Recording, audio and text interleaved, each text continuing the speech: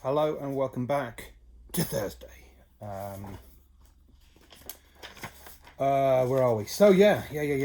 I'll get that in shot. So suffixes, no changing of the root word, so you can just add ing and id to those. So the ones that weren't spelt right, Wednesday, named after Wotan, Thor's dad, and Saturday, named after Saturn, of course.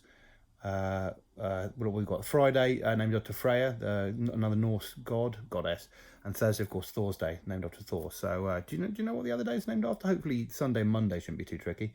Circle the correct spellings of the words in bold. Elephant, second one there. Wheel, the first one, and dolphin's the first one.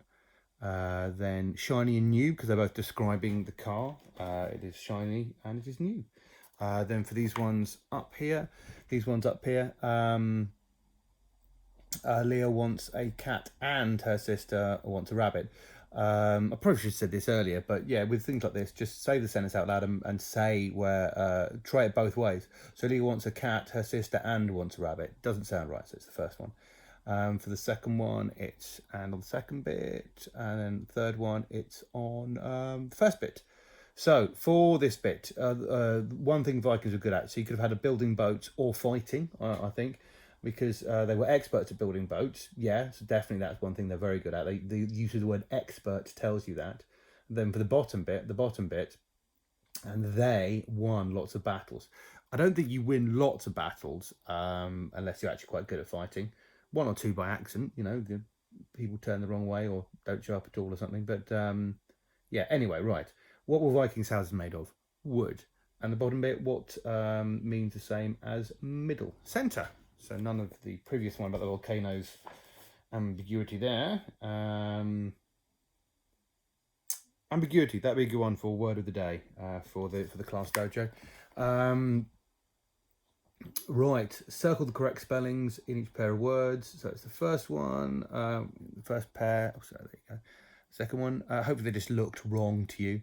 And again, yeah, linking to the phonics, it's GE for change and the DGE for bridge. We didn't focus very much on the phonics or at all, I think, with the GE because the GE is basically it's a split vowel. So whenever you get the GE at the end, that's usually it's an either an A, E, I, O, or U. The E, the magic E, split digraph E, is making into it. And for the next bit, you can see climbs with an S and teaches with an ES.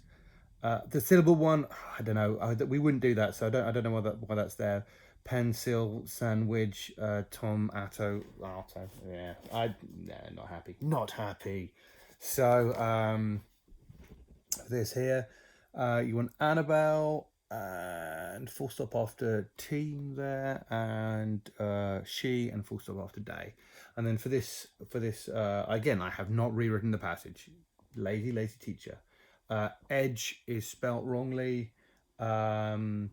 The trees were so tall we couldn't see the top. See, I've put a full stop there because I think that's what they're after. But actually, that sentence just doesn't sound right. I think really that if you were writing out, you could have written the top of them or the trees or something. It's ugly writing. And then branch is spelled correctly, and it doesn't have the capital it needs. So there you go. Those are the answers. And this is the challenge.